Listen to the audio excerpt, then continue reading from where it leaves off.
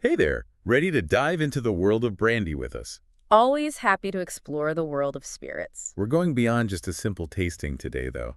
You've shared some Wikipedia excerpts with us. Right, hoping to uncover some of the stories behind this iconic drink. Exactly. Its history, the production, the global impact.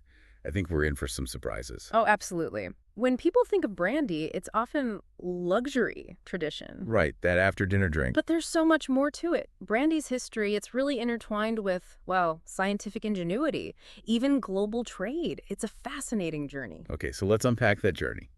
Wikipedia tells us brandy is distilled wine, usually about 35 to 60% alcohol. Yeah, but thinking about it just as an after-dinner drink, it kind of overlooks brandy's rich history. So where does that history begin? Well, it predates its use as a beverage even. Its roots are really intertwined with, believe it or not, the origins of distillation itself. Distillation. It's easy to forget that wasn't always around. Right. We're talking ancient alchemists experimenting with this process. Ancient alchemists. Now that's a connection I wasn't expecting. They were onto something though, weren't they? Distillation really paved the way for brandy as we know it. And distillation, that was around long before brandy became popular as a drink. Yeah, it was known in classical times. But it wasn't until, well, the 15th century that it became, central to large-scale beverage production. That's when brandy's story really starts to unfold. It's the 15th century. Yeah. Our Wikipedia excerpt mentions brandy's role in the triangle trade. That was a pretty significant period in history. Absolutely. Brandy was a driving force in this complex global network, shaping economies, fueling trade routes. Imagine ships laden with brandy, sailing across the Atlantic, connecting continents, cultures even, through this sought-after spirit. And then, it seems brandy fell out of favor a bit, replaced by rum as a trading alcohol. Yeah, by the late 17th century, rum had kind of taken over. Makes you wonder what led to that shift. Definitely a story for another time, maybe. For now, I'm curious about the name brandy itself. Burned wine doesn't exactly sound appealing, does it? It's not the most enticing description, is it? Brandy, though, that word's got a fascinating history. It comes from the Dutch brandewijn, literally meaning burned wine. Over time, it became the English brandewijn, and eventually just brandy. So like a linguistic distillation. It's fascinating how language evolves like that. Another surprise reading through this was that brandy isn't always made from grapes. I'll admit that was news to me. Yeah, that's a common misconception. Grapes are often the star, sure, but brandy can be made from other fruits too. Each one brings its own character to the spirit. Like what other fruits are we talking about here? Well, take apples, for example. Yeah. Distilled apples give us apple brandy, sometimes called applejack. It's got a really distinct American heritage. Then there's pomace brandy, like the Italian grappa. It uses the remnants of winemaking, skins, seeds, stems, and believe it or not, you even have grain brandy. Shows how versatile the distillation process really is. I had no idea about the variety. It really opens up a whole new world of brandy, doesn't it? It's not just a single drink, it's a whole family of spirits. And each one with its own story to tell. This is already so interesting. It's amazing how diverse brandy can be, from ancient alchemists to apple brandy. It makes you wonder what else we might discover. We're just scratching the surface here. The real magic happens when we look at production, aging techniques. That's what really gives each brandy its unique character. Right, and that brings us to the traditional method, using pot stills. Those always seem so, almost whimsical. They are quite a sight. Big copper vessels, absolutely crucial to crafting these traditional brandies. The whole process involves 2 distillations in these pot stills.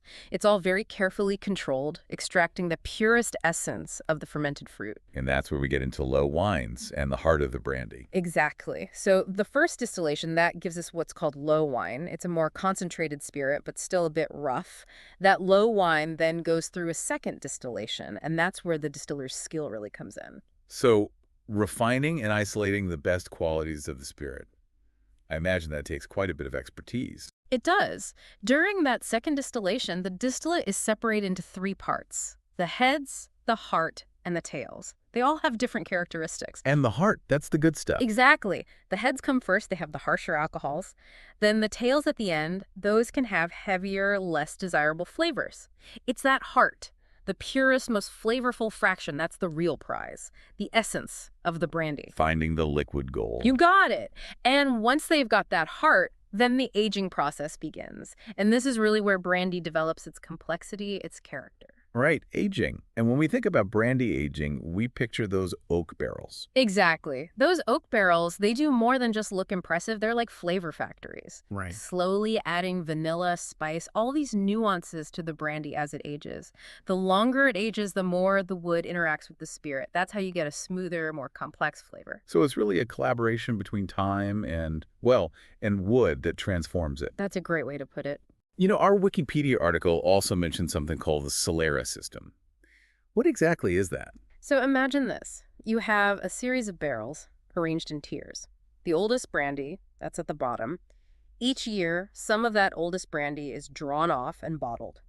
Then brandy from the barrel above it is used to refill it and so on. So you have this blend of different ages. So the younger brandies are kind of mingling with the older ones. It's a really cool concept. It's all about maintaining a consistent flavor profile while still allowing the brandy to age and develop complexity. And this aging, it's essential for understanding those labels we see on brandy. VS, VSOP, XO. Those always seemed a bit mysterious to me. They're basically age designations. They tell you how mature the brandy is. VS stands for very special, aged for at least 2 years. VSOP is very superior old pale, requiring at least 4 years of aging. And then there's XO, extra old, that's aged for at least 6 years. So the more time in the barrel, generally the smoother, more complex the brandy. You've got it, but there's a catch. This aging system, it's mostly unregulated. Except for specific regions like Cognac and Armagnac in France, they have their own strict rules for these designations. So there's still a bit of mystery out there for brandy drinkers. Definitely adds to the fun of exploring all the different varieties. Speaking of varieties, it's amazing to think that brandy production isn't just limited to one place. Not at all. It's a global affair. And each region brings its own unique traditions to the table. It really is a global affair, isn't it? We were talking about brandy production happening all over the world, so many different regions. It's incredible, the variety out there. Where do we even go from here? Well, we could always head east. East. To Armenia. They got a long history with brandy. Goes back to the 19th century. Oh, really? I don't know much about Armenian brandy. Their Ararat brandy, it's very highly regarded. Known for those rich, complex flavors. I'll have to try that sometime. What makes it so special? Well, they use indigenous grapes, and the aging process is unique. They use Caucasian oak barrels. Gives it a distinct flavor profile. Caucasian oak. Interesting. So different from the French oak you usually hear about. Exactly. Gives it a spicier, more robust flavor. You know, Winston Churchill was a big fan of Armenian brandy. No kidding. Churchill, a brandy drinker. Somehow that seems fitting. It does, doesn't it? Adds a bit of character to the story. It really does. So Armenia for a taste of the East. Where else might we travel on our brandy journey? Can't talk about brandy without mentioning Spain. Spain. Home of sherry. And brandy de Xeres. As the name suggests, it has strong ties to the sherry tradition. They often use similar aging methods, which gives the brandy a really unique character. So we're seeing those connections again, different spirits, different traditions, all kind of intertwined. It highlights the craftsmanship, the cultural significance of it all. Brandy production, it's more than just a process. It's about heritage. It's about terroir, understanding flavor. It's an art form, really. Absolutely. So we've talked about what goes into the bottle, so to speak. But what about how people actually experience brandy? That's the best part. The traditional way is neat, room temperature. In a snifter glass. You know those glasses with the wide bowls, tapered mouths? They're designed to concentrate the aromas. So you can appreciate the smell before you even take a sip. Exactly. It's about savoring the whole experience. It makes sense. But brandy isn't just for sipping, right?